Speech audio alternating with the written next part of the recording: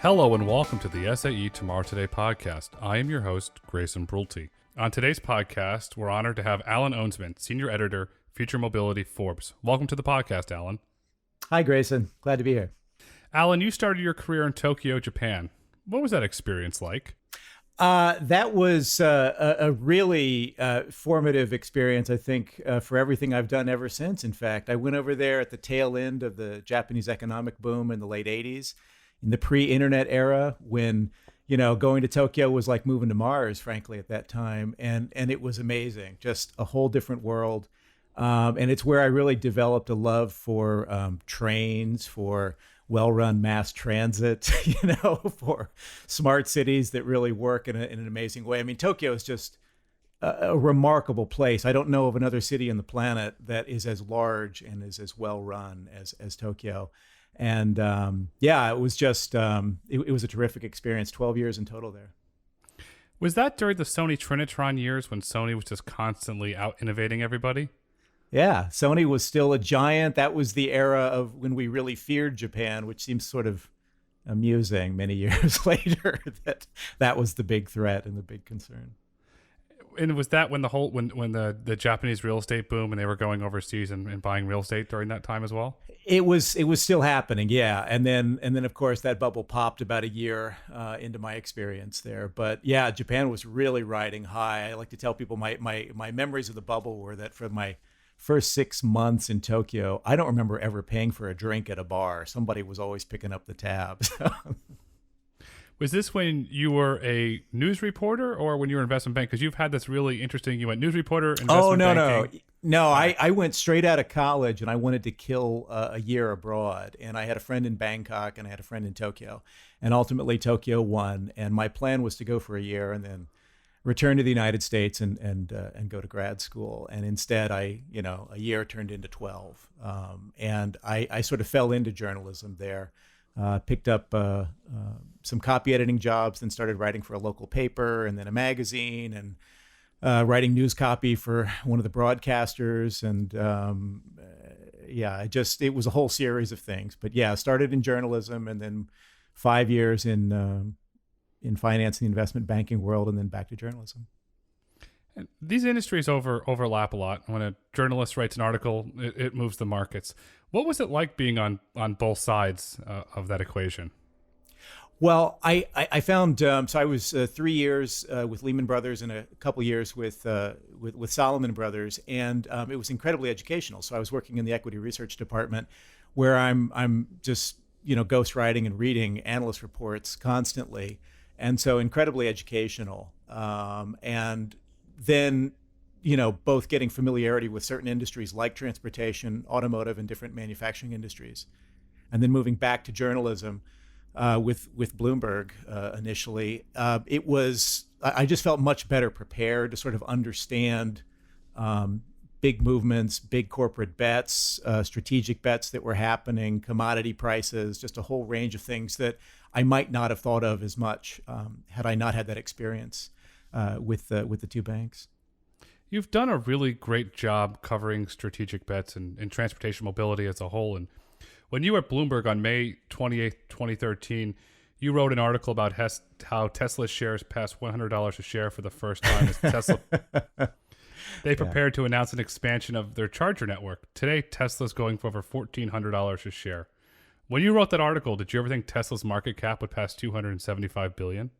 No, absolutely not. Not a chance. My experience with Tesla goes back to the very first days for their first public event in July 2006 in Santa Monica, and meeting Elon for the first time, meeting the original founding Tesla team in 2006. It was a really fascinating idea that they were proposing. Filling a Lotus Elise up with thousands of laptop batteries, but it didn't seem like it was destined for greatness, to be perfectly honest. And I think all of us at the time assumed Elon and his backers were going to lose an incredible amount of money. And they did. The company suffered a near-death experience at the end of 2008. Daimler threw him a lifeline in 2009. And through a series of unexpected events, The company listed shares, it got into operation, and it was just a series of unexpected developments, some strategic partnerships at the right time with Panasonic and even Toyota coming in an early phase in a big way that kept the company alive. So seeing it get to $100 a share way back then in 2013 was astonishing. I don't think anyone, and I would count myself in this, saw the potential for the company to get as big as it has become, at least in terms of its market share. It's still, we have to keep things in perspective. It's still 500,000 unit car company in terms of what it's delivering, but it's the most valuable automaker on the planet right now. And are any of those early backers from 2006, 7, 8 still in on Tesla? I think there are a number of those early investors that are still there. Some are still on the board, in fact. And there have been people that have gone very long on Tesla and made an incredible amount of money. And so now it's at this point where, if you own 1 million or so shares of Tesla or 500,000 shares of Tesla that you bought a decade ago, you've done remarkably well with that company.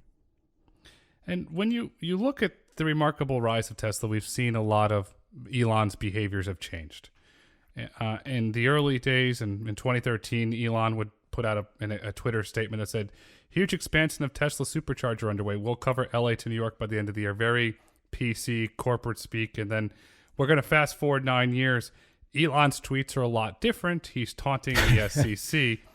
And on July 2nd, 2020, he said the following 3 tweets. "Tesla will make fabulous short shorts in radiant satin gold trim. We'll send some to the Short Seller Enrichment Commission to comfort them through these difficult times. SEC, 3-letter acronym. Middle word is Elon." What if Elon stopped tweeting? I don't know. I'm reminded of when Rahm Emanuel was Obama's first chief of staff, when he was retiring from that job to go back and run for mayor of Chicago. At his going away party, Obama told a story about when Rahm Emanuel was a teenager working in a sandwich shop or something, and he sliced his finger off in a meat slicer.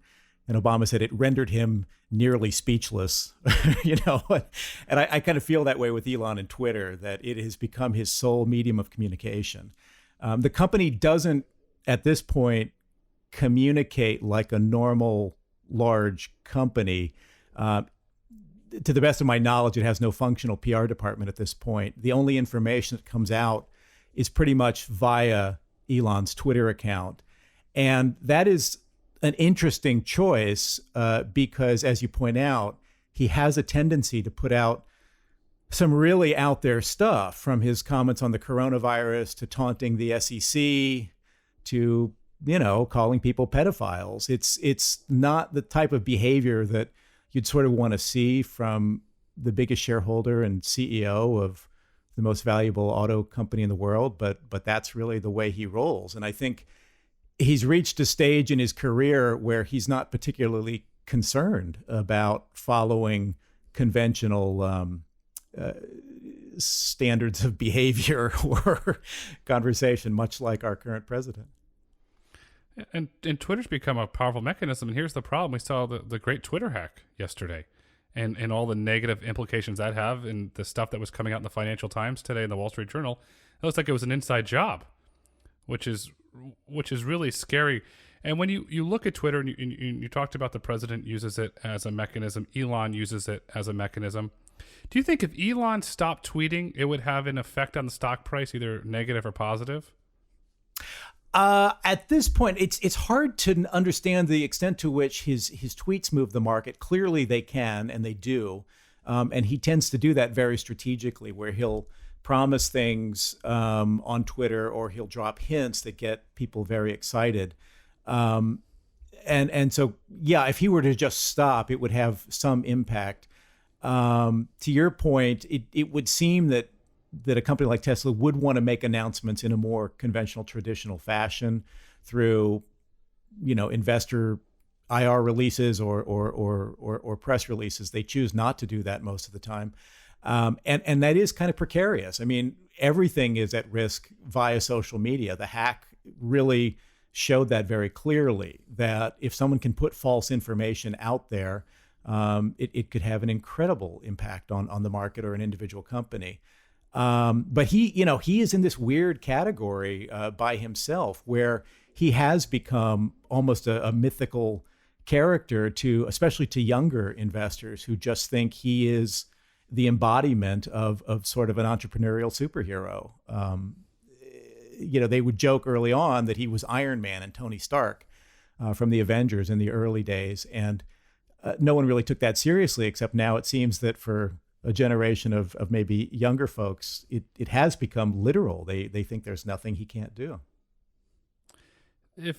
When Elon gets older and he steps down from Tesla at some point, does the company and the stock just completely crater because the Robin Hood and the younger investors do not have their Tony Stark, do not have their superhero, and they're like, we're out? Yeah, I mean, that is a terrific question. It's one I think about a lot because, who is the second most important person at Tesla? Who's the third most important person at Tesla? Who's the fourth most important person at Tesla? You don't get a sense that there is a deep bench of talent that's at least been allowed to become familiar to the public. Aside from Franz von Holzhausen, the designer, no one at Tesla has much of a public persona, and that is clearly by design. And so it puts all of this weight on one individual. The perception of the brand, the value of the company ties back to one person. Seems like you might want to diversify a little bit, but they've chosen to go another way. And it's clear that Tesla is Elon Musk and Elon Musk is Tesla. Yeah, absolutely. Then when you look at other companies in the electric vehicle space, because the market's starting to get really hot for them, and you look at Rivian with RJ Scaring running it, just raising another $2.5 billion from Baron Capital and T. Rowe Price and Amazon again. What are your thoughts on that? Is the market just chasing froth of EVs and Rivian could be the next Tesla? What do you think's driving that large investment? There is definitely some of that, but I think everyone wants to place bets on the future right now. I think the great value of Tesla and Elon, his great accomplishment is showing that electric vehicles can be desirable and a lot of fun and can work in the marketplace. And a lot of the major OEMs have moved slowly to embrace that.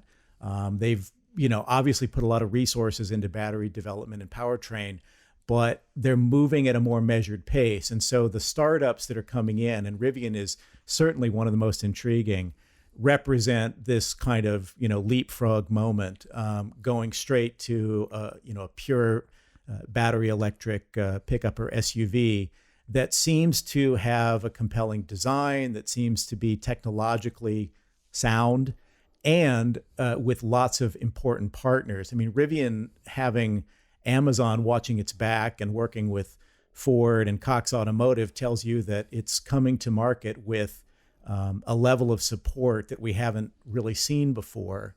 And that can help it perhaps, survive where smaller shoestring operations would fall by the wayside. And I think, Rivian is certainly going to be one of the companies to watch, but there are a handful of others that seem to have found financing and support that are going to be incredibly interesting.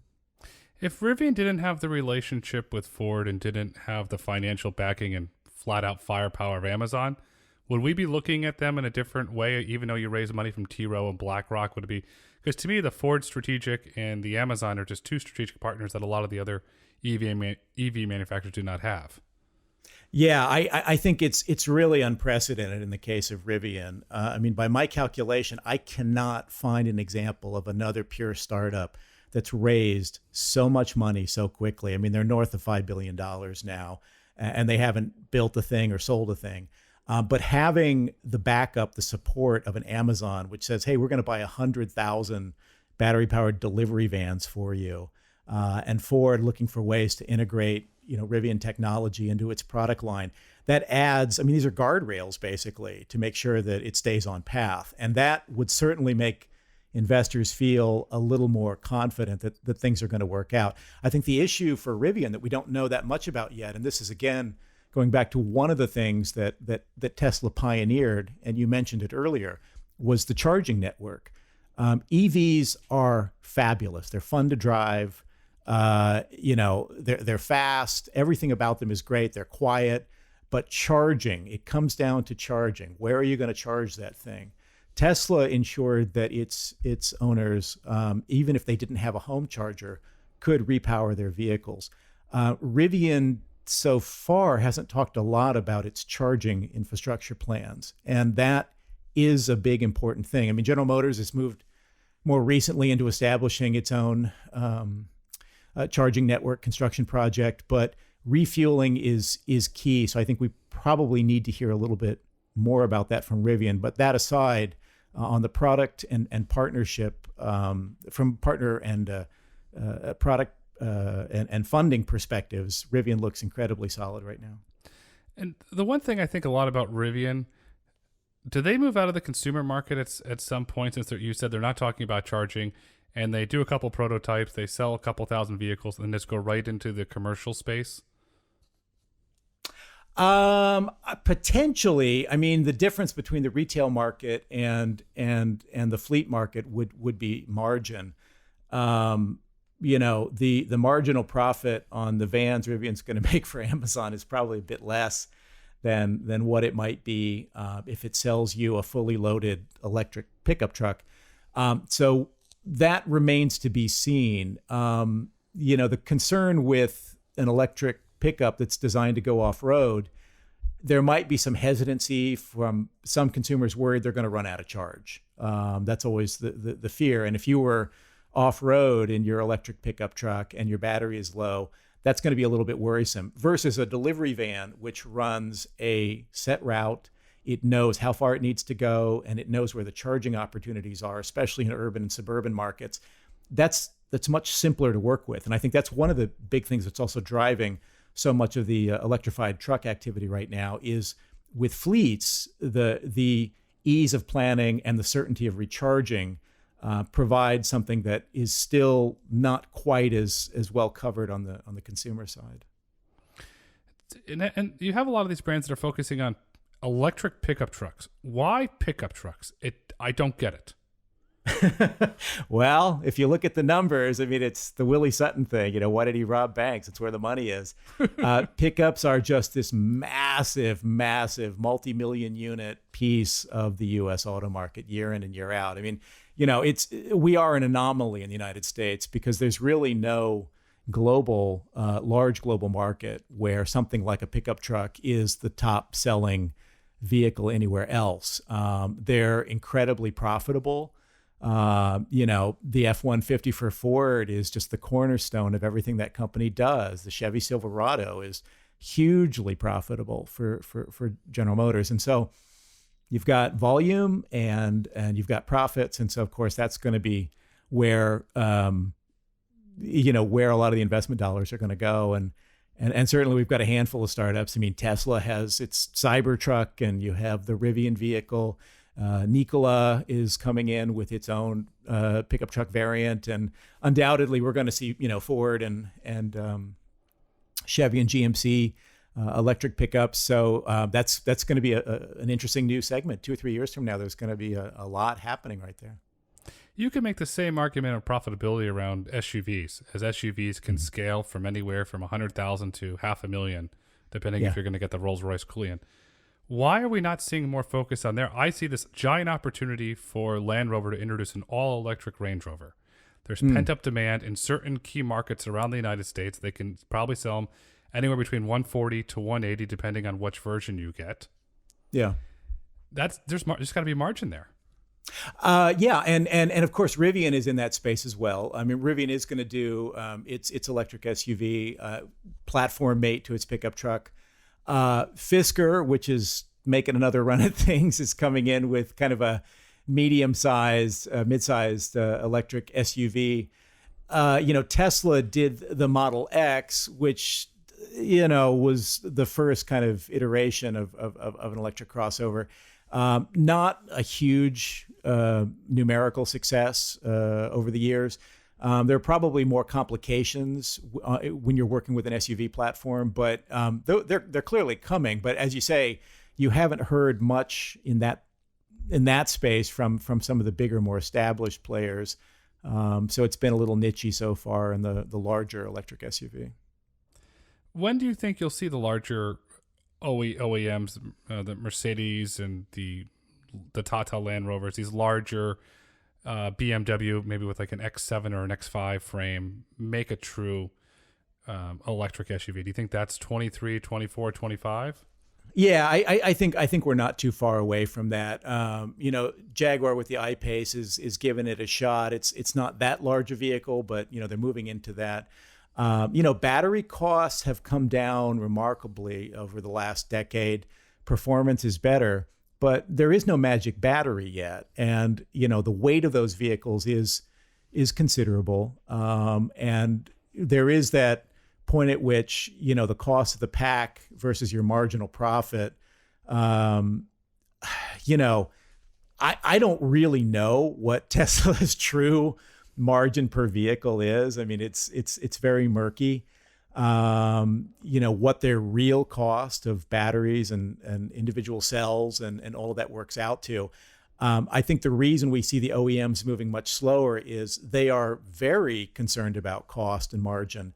And they don't see a cheap battery system yet that guarantees sufficient profit. Now, General Motors, with its next gen, the Ultium pack, I think, is saying some very encouraging things about their cost projections for that. So maybe, when those are on the market, that will begin to be something of a catalyst. We'll begin to see this step change in battery cost. But that has always remained the real challenge, like to keep margin and get costs down.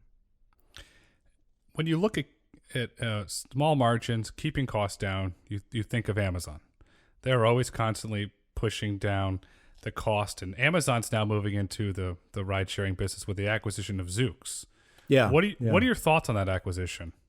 Well, Amazon did say that they're going to make sure that Zoox completes its mission of delivering, rideshare.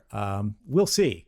I think, Zoox looks a lot more interesting for Amazon as providing autonomous tech for logistics, for urban delivery. I think Amazon is becoming really one of the biggest stories in transportation right now. The combination of what they're doing with Rivian, with a pure electrified platform, and now, getting this acquisition of Zoox to bring in autonomy. I think we're finally beginning to see where Amazon is going. It is a pure logistics operation. And I think the next piece, of course, is, at what point does Amazon really get into autonomous long-haul trucks and semis? Because Zoox's team has really been trying to master robotaxi. Urban delivery and logistics can be an extension of that. We're seeing Waymo right now in Phoenix, leveraging what it's done in robotaxi to do small urban delivery testing with UPS and Napa. So the technology can easily be leveraged for something like a Amazon delivery van dropping packages off. But trucking is a different area and requires a lot more expertise that was not something that Zoox was focused on. So, who knows whether Amazon has its own internal AV program for pure trucking, or if it feels it has what it needs from the Zoox acquisition, or perhaps does it need to go out there and pick up another specialist firm that's been working on autonomous trucking. I'm going to follow your lead on the specialist firm. So my sources inside of Amazon and my sources inside of Zoox have told me that no trucking, the 100% focus on creating this ride-hailing service. And that comes from Bezos himself. That's where they're focused. You and I both clearly know Amazon has massive ambitions for autonomous trucking. The autonomous trucking market's in flux. Two Simples driving away from the pack with all of their partnerships and their relationships and their capital raise. Do we see Amazon at some point swoop in and buy an Embark or a Kodiak or an Ike, one of these smaller ones, and and bring it in house and give them the proper funding to compete against Too Simple at some point? Yeah, I mean, I think that something like that certainly would make sense. There would be a strong case for that. I mean, the one unknown is, what are Amazon's in-house capabilities? Does it have a secret program that we don't know about? It's entirely possible that it does. I do think, there's a lot of fascinating activity in the trucking space. I mean, you mentioned Too Simple, which has the first commercial production deal with Navistar to get autonomous trucks on the road. Obviously, Waymo has very big ambitions in that space as well. They haven't announced much yet, but with their level of funding and technological capability, it's clearly a space that they're going to be in.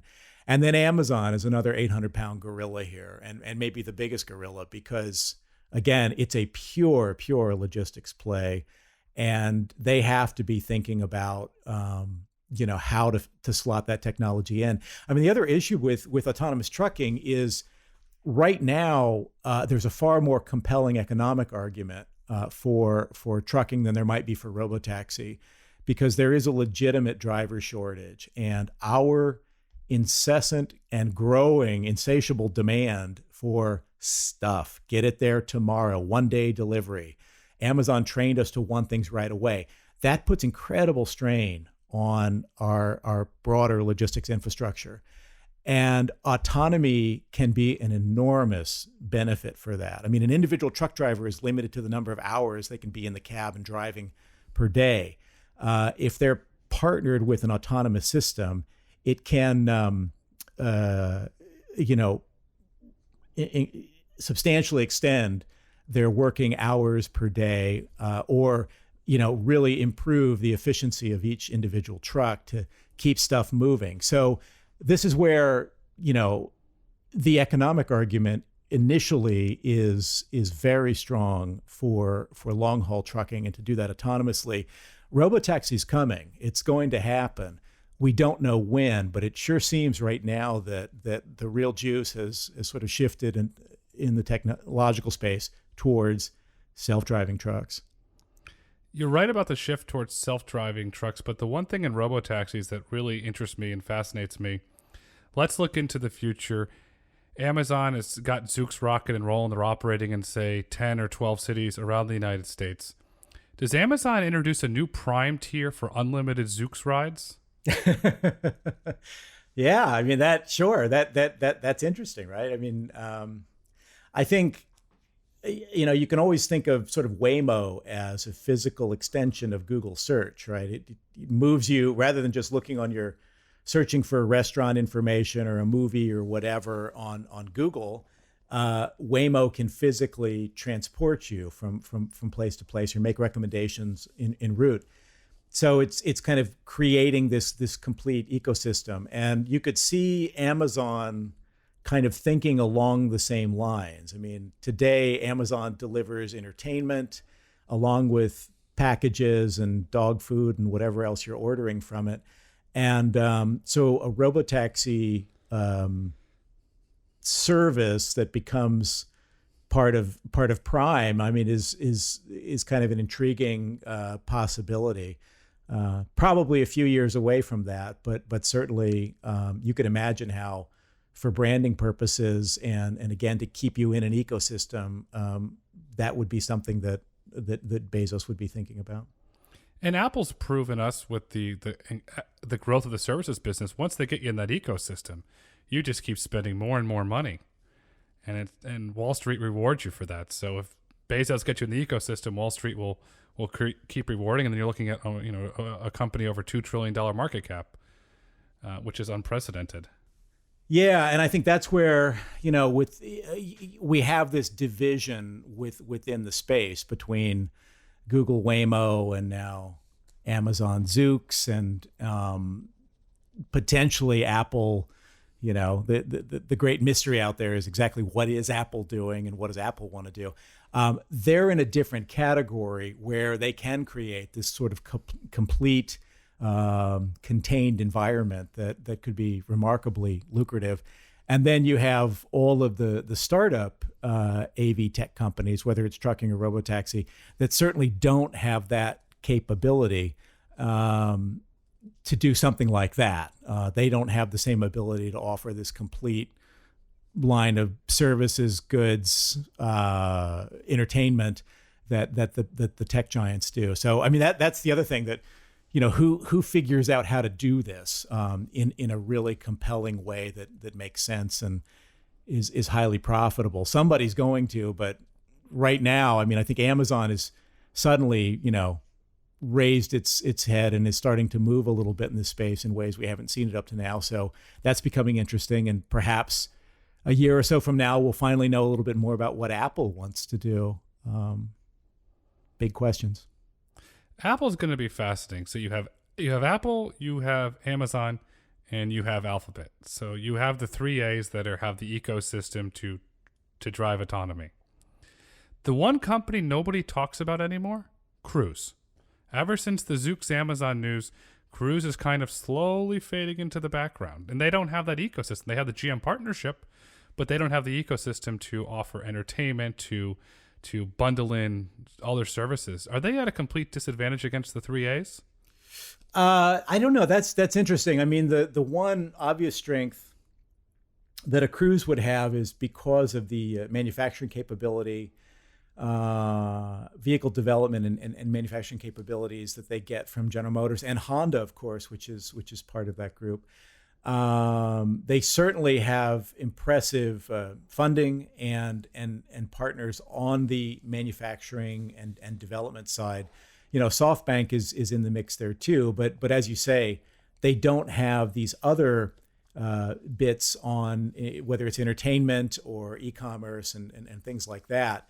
That is an interesting question to think. Does that become a deciding factor? We don't know yet. I mean, it was interesting. I think it was the Reuters piece that discovered that Cruise made an 11th hour bid for Zoox. I can confirm that's true. That was interesting, and I'm kind of a head scratcher because would that have been just to get talent or tech or something else, patents? Because it would seem to sort of double down on what both companies were doing, because Cruise and Zoox have both been sort of pure robotaxi developers up to this point. The motivation for them to want to also add Zoox and add Zoox developers to its team, it raises a lot of questions. Why was that? Were there abilities that it felt it needed? Did Zoox have something that Cruise felt it didn't, or does it? It's also sort of locked in this broader competition with Waymo. So did it feel it just wanted to make a huge statement and scoop up a lot of talent from Zoox? It would have been an interesting acquisition. I think it was, from what I was told, it was more of the price was right.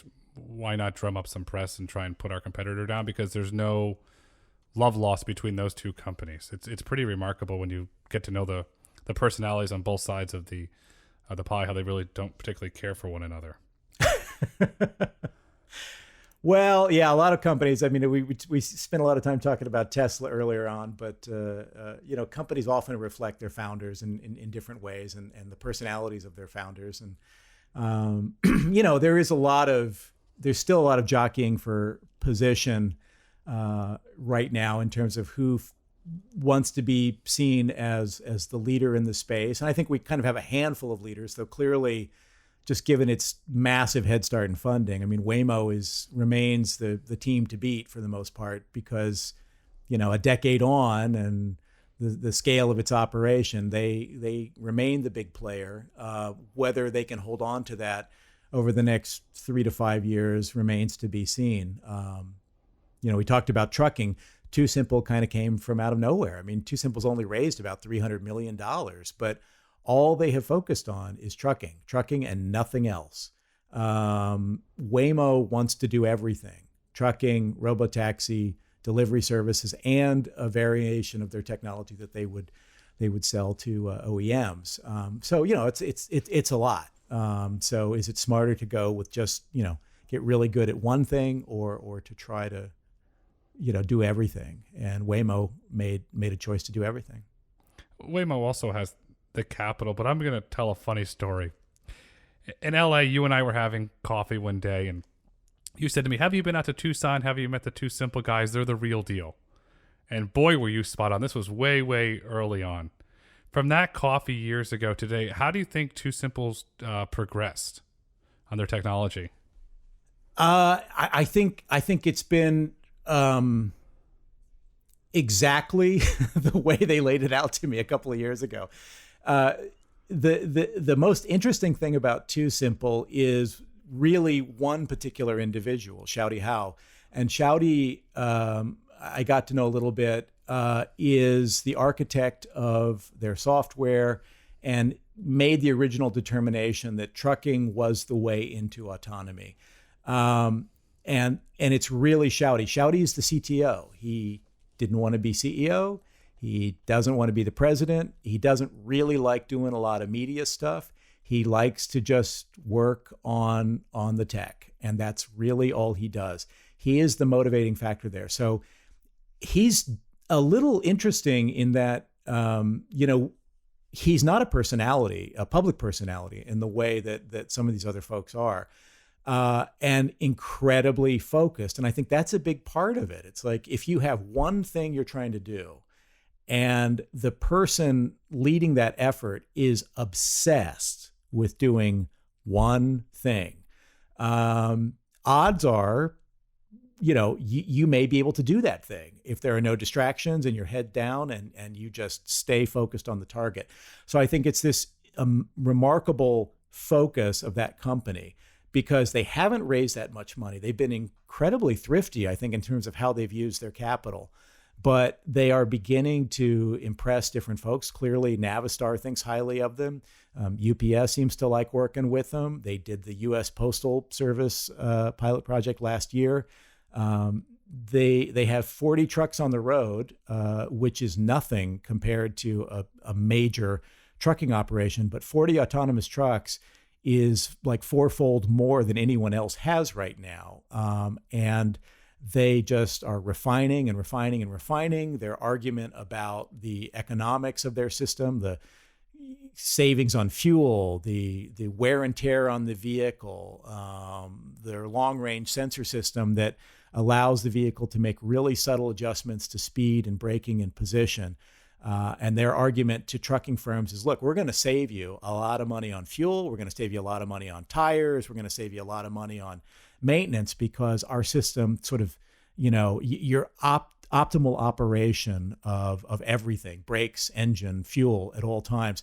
That's a really interesting argument. They were the first company to really talk about autonomy, not just as a way to augment the human labor, but just as a pure economic argument, because the number one cost for trucking companies is fuel. It's not the driver's salary. It's the fuel cost. And then you do have the driver's salary, but you also have tires, which are incredibly expensive, and you're racking up so many miles. If you're braking hard, you're tearing rubber off the tires each time. If you're accelerating hard, you're wasting fuel. So it's this idea of idealized operation, keeping things at the optimum level all the time. The fact that Two Simple was talking about that 3 years ago and saying, this is what we can deliver if you use our system. It's not that we're going to save you money because you don't need a truck driver in there. It's, we're going to save you money and your fleet is going to become more efficient because this system is going to operate those vehicles in sort of an optimal fashion. That was really interesting. I really thought that was fascinating. And even when they talk about, they developed a 1 kilometer camera system that they use. You don't need to see a kilometer ahead for safety. You see a kilometer ahead just so you can make very subtle adjustments to your speed. If you see that traffic is slowing, or that you're just going to hit more traffic up ahead on the highway a kilometer away, you can begin to slowly ease up on fuel so that you never have to actually brake. Little things like that. I just thought the thoroughness of thinking about that. And I think that comes from, like I said, Shouty, who really is someone who examines a problem very deeply and really thinks about this stuff. And that's all he does. So I don't know whether Too Simple is ultimately the real victor in autonomous trucking, because you can't count out Waymo, and like we said before, who knows what Amazon's going to do. I think right now Too Simple has just put itself in a very interesting place because of its focus and trying to master this one thing.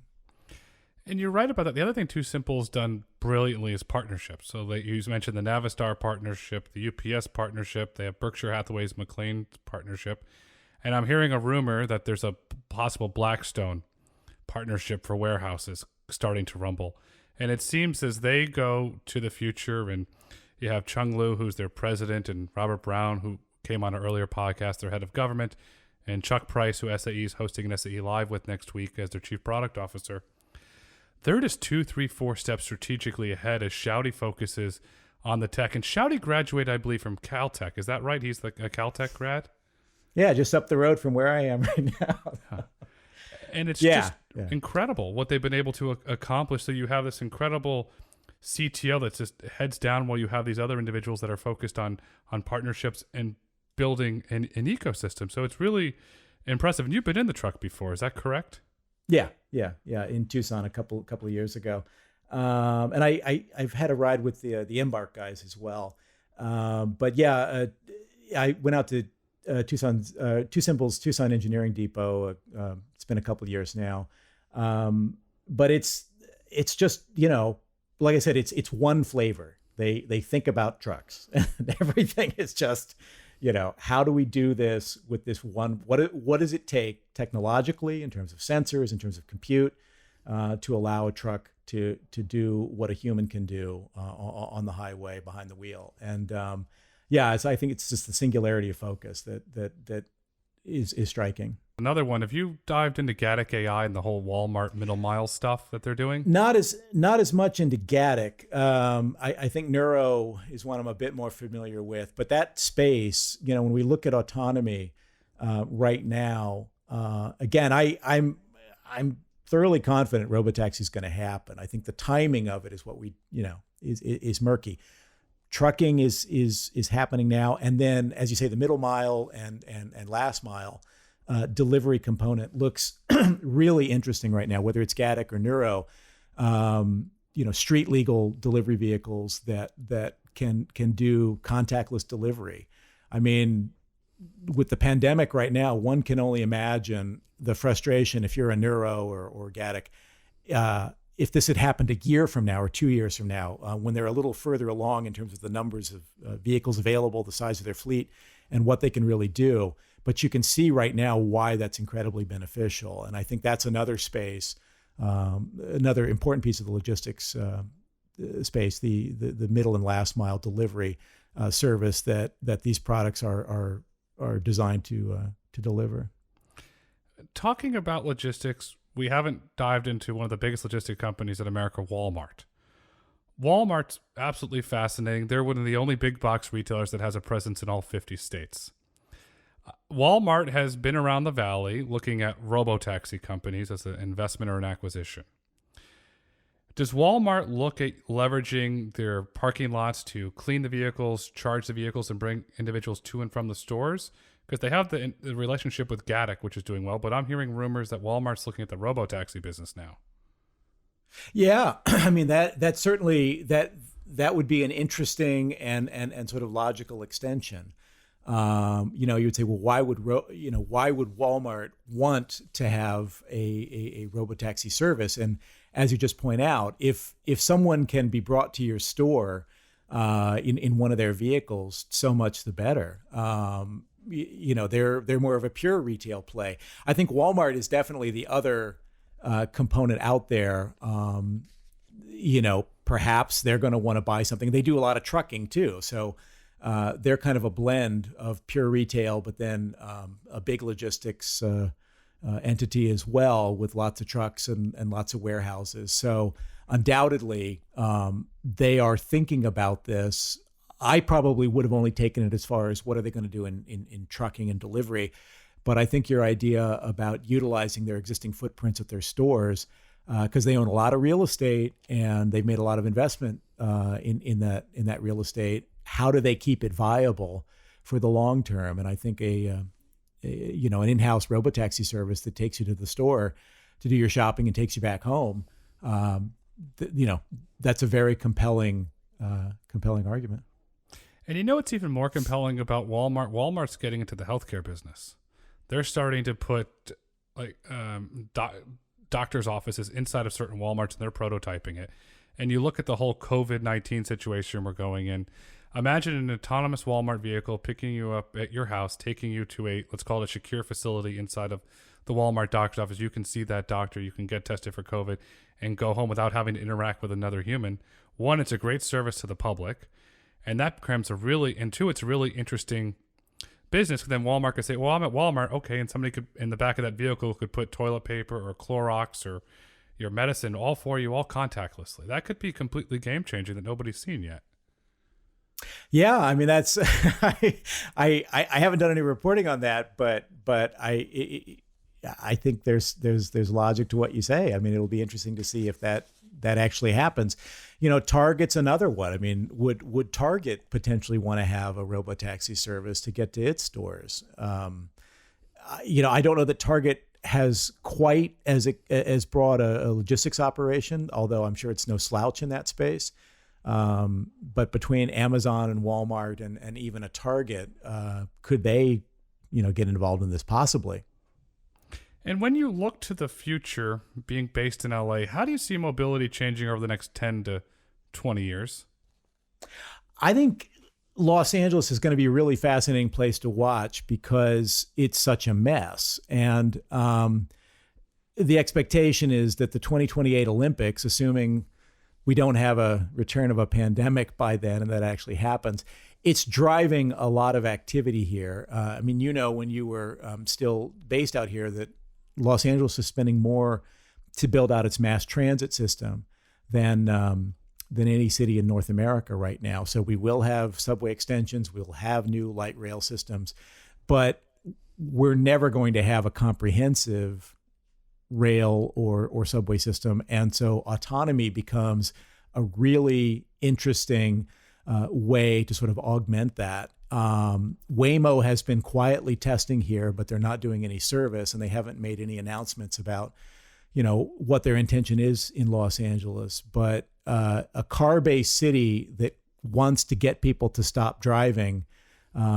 is desperate to find, better options. The challenge of Los Angeles, as you also know, is it's an unusually bureaucratic and complicated place to get things done because there are so many layers of power structures between the city and the county and then individual municipalities within the greater Los Angeles region. So it's very complicated for that reason. But I fully anticipate that within the next 3 to 5 years, autonomy is going to be a major component of mobility across Los Angeles, and ideally tying in with the upgraded transit system, the investments in transit that are being made. The real big question, though, at the moment is the crisis in public transit that's been created by the pandemic. Bus ridership was already dropping precipitously prior to the outbreak of COVID-19, and it has remained. It's gone even lower. The ability of transit systems to weather this and to do the things that they want to do a few years from now is in question because of this shock to the system that's being experienced. I mean, for me, I kind of can't get away from the missed opportunity and the lack of development efforts that are happening between public transit systems and developers of autonomous technology. I can easily see, fleets of electric buses in Los Angeles that are even level 3 autonomous, that are operating themselves most of the time without the need for a driver to do things, allowing that human driver to provide more assistance on the bus, to answer questions, to help people get to their seat or, with their packages, or to just keep an eye for safety, to be in more of a concierge role, for example. No one's really doing that, but the potential is certainly there to make riding a bus in Los Angeles a far better and more desirable experience. And if it is, then more people would choose to use that than have their own vehicle. I see zero activity there. I've had some interesting conversations over the last couple of years with people that are thinking about these things, and there's some terrific ideas, but no one's doing it. And no one's doing it because it's not as sexy as an electric pickup or an autonomous whatever. and the potential profitability is not necessarily that great, because contracts working with transit agencies, are not what they would be, if you're selling a product to an individual buyer. But I think LA is going to be a really, really exciting place to watch. I'm a bit of a skeptic when it comes to, boring company tunnels, shepherding people from Los Feliz to Dodger Stadium. I'm not sure I'm counting on that, but I expect, a lot more trains, a lot more subway, and the introduction of autonomous delivery and robotaxi over the next 3 to 5 years that ideally makes things better, and all of it electrified, because, both from the carbon footprint issue and the real exhaust pollution problems that we have in Southern California, going zero tailpipe pollution is paramount. So, it's going to be this combination of things: better mass transit, electrified transportation, and the growing role for both autonomous mobility for humans, but also for logistics. There's 2 points that I want to touch on with you. There is the autonomous mobility in LA, and then trains. So we'll start with autonomous mobility. Will the ACLU lawsuit against the city of LA over the MDS standard, will that sort of derail and take the hopes away, and companies will shift where they don't have to abide by that standard, depending on how this lawsuit shakes out? You think that will slow down the adoption in the city? I'm not up to speed enough on that specific issue to offer sort of a meaningful take on it, I'm afraid. But I know you can offer a meaningful take on Brightline. You recently wrote a great article for Forbes magazine about Brightline, and we were talking on the phone, I think it was yesterday, how the train's going to go from Las Vegas to Rancho Cucamonga. At some point, when will that train go into LA? Because here in South Florida, I'd go from the West Palm to Miami, and it's game changing. And I can't emphasize this enough to you. They're on time, and they're clean, and they're really, really clean. Yeah. That's a whole different area, right? I mean, we've talked about autonomy and electrification, but Wes Edens right now is also another interesting person to watch in the transportation space, because, he has this idea that on the face of it seems ridiculous, bringing back private passenger rail service to the United States, which largely vanished in the 50s and 60s. It went away, and Amtrak was created to sort of cobble together the last remaining passenger lines. His idea is not to build bullet trains, not to build 200 mile an hour, 300 mile an hour, 400 mile an hour, magical futuristic lines. He's saying, look, if we build these at grade, on the ground, not elevated, on dedicated track that we control, we can operate really nice service at between 150 and 200 miles an hour to move you these middle distances. I mean, in Florida, as you mentioned, they're in West Palm to Miami. They're building out to Orlando, and ideally they're going to take that to Tampa. That would be something by car that's going to take you, 4 to 5 hours if traffic is not bad. His service will cut that to like maybe 2 hours and make it a very pleasant experience. The operation in out here in the West is connecting in, as you say, Las Vegas, and kind of trying to tie it as close as possible to Los Angeles. And right now, they can't get all the way there. The actual project as it exists stops in Apple Valley, which is about an hour and a half east of LA. You go over the Cajon Pass, and then you go into this small community where not a lot of folks live. And you would say, well, that doesn't really make any sense. But it's a starting point. They can begin construction there. They've already raised the funding to do it. They are probably going to negotiate, as you mentioned, an extension to Rancho Cucamonga, which is still about an hour east of Los Angeles. But that's important because now that ties their system, their private rail system, into the existing Metrolink commuter line. And so you could switch in Rancho Cucamonga and get on a Metrolink train to take you to Union Station in downtown LA. So I think once they do that, if they can go to Rancho Cucamonga and get you to Metrolink, presumably they could begin operating a direct service. It wouldn't be as frequent, but they could send a train all the way to Union Station, use the track there. But then you run into the same problems that we have with commuter rail. You mentioned earlier, the nice thing you like about Brightline is that it's on time. It's on time because Brightline owns all of its track. Our Metrolink system here and commuter rail systems in many U.S. Cities rely on using track that's also used for freight operations, and so it's shared track. It's really suboptimal because you get delays and you get safety issues all the time. There have been some terrible accidents because of that. When you have your own track, it changes life a lot. So it's a long way of saying, can Brightline get all the way to downtown Union Station? Theoretically, they can. If they can get to Rancho Cucamonga, you could take a train from downtown LA to Las Vegas. But my guess is the trip between Union Station to Rancho Cucamonga is not going to be that fast because you're operating on this this dual purpose track that's both freight and commuter rail track, and you're at the mercy of whatever's happening up ahead of you on the line. So that's going to be a stretch. Rail is going to be an interesting thing. I mean, we have a big election coming up in the fall. Joe Biden is famously like a train guy. He loves trains. Could that be, if he were to win, would rail suddenly, really get a big charge from a Biden administration? Potentially. California's high-speed rail project is in a lot of trouble. It's hugely expensive. And right now there seems to be only enough funding, if that, to run it through the Central Valley. That's not very helpful. So, is there some potential for a future administration to, support additional funding or help something like the California high-speed rail project find more private partnerships to make sure that the system actually gets built?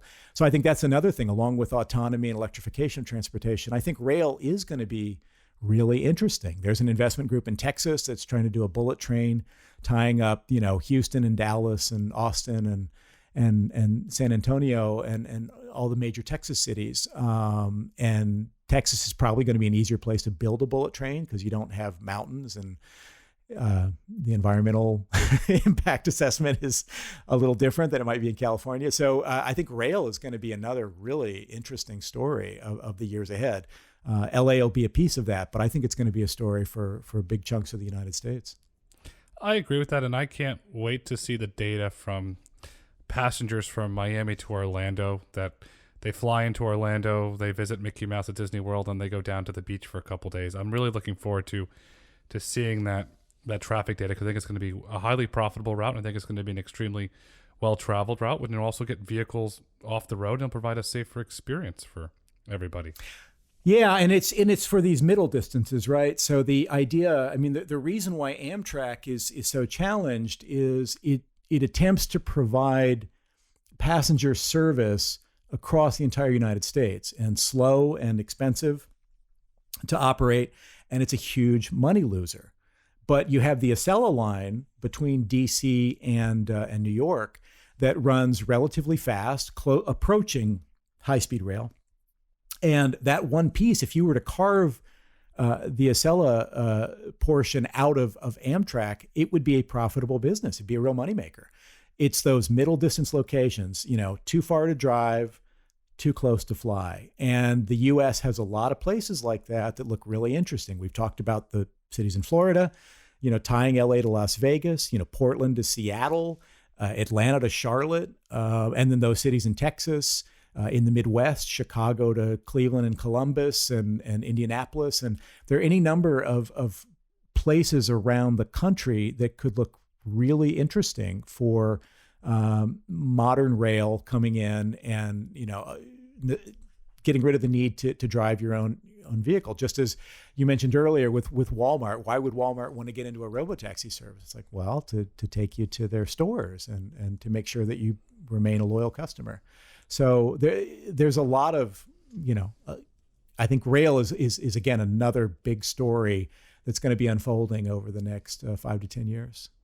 But as we look to wrap up this wonderful, diverse conversation about transportation, I'd like to ask you this final question. What is the future of transportation?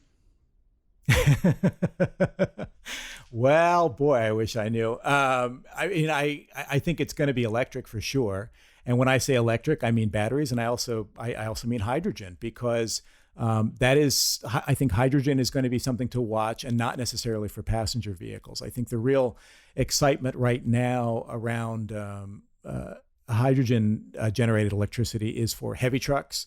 There's going to be a commuter rail line here in Southern California that's going to use hydrogen powered locomotives. So I think that's going to be an interesting play, and it ties into the energy grid because hydrogen is getting a lot of attention right now as an electricity storage medium. You can put it in pipelines, you can move it around from place to place. You can't do that as easily with batteries. Batteries have an absolute advantage in terms of pure efficiency, but a battery is a more stationary, for large scale storage, it's a more stationary option, whereas hydrogen, you can put it in a pipeline, you can do all sorts of things with it. But I think electricity for sure, battery powered passenger vehicles, medium duty delivery vehicles, and increasingly with a high degree of autonomy. Those are certainly coming. I think the pandemic is also retraining us right now because we have seen a big dip in driving in terms of daily commuting. LA is still bad traffic, but it is better than it was. I think the impact of long-term work from home, because with more companies realizing that many of their employees can work from home, so then they don't need as much real estate, they don't need as much office space, has an effect. And I think that's the other wild card. We don't really know, because we will come out of the pandemic at some point, but what are the lessons that we take away from that? More work from home, more remote meetings. I mean, with augmented reality and virtual reality, can we at some point begin putting on glasses or goggles and have meetings with people remotely where we feel like we're actually there with them, giving you that same kind of social connection that you normally would get from being in an office? Those are going to impact transportation because if there's less of a need to travel for work, that's going to reshape the market. So I think that's been the real sort of wild card here. I think pre-COVID-19, there are certain predictions that might have been a little easier to make. This has really sort of thrown us a curveball, and I think it's accelerating work from home.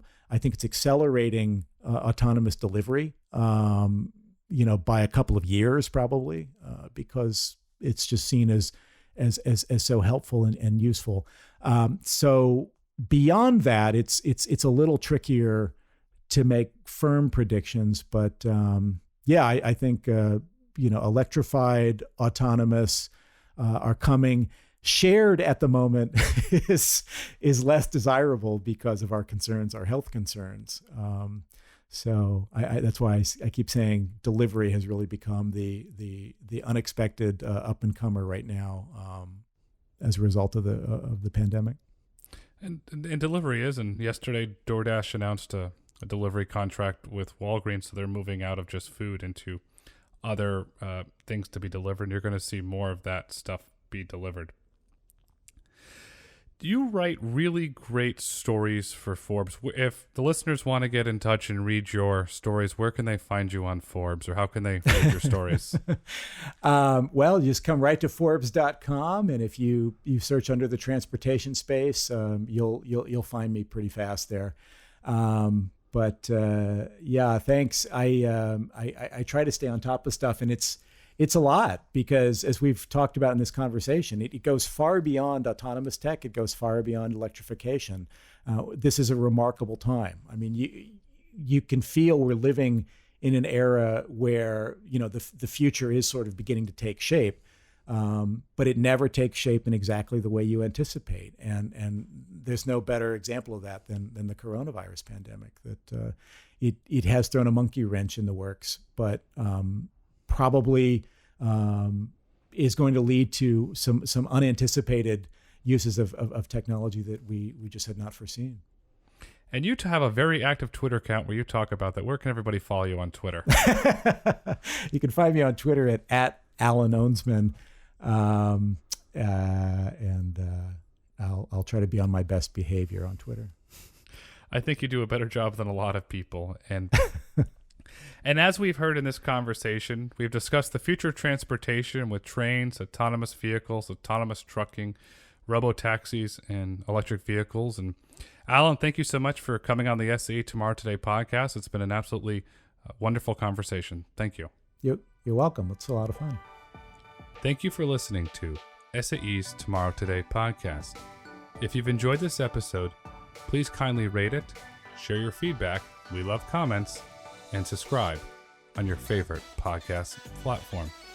For more information on SAE and SAE podcasts, be sure to visit sae.org/podcast and follow SAE on social media at SAEINTL on Twitter and Instagram, and at SAE International on Facebook and LinkedIn.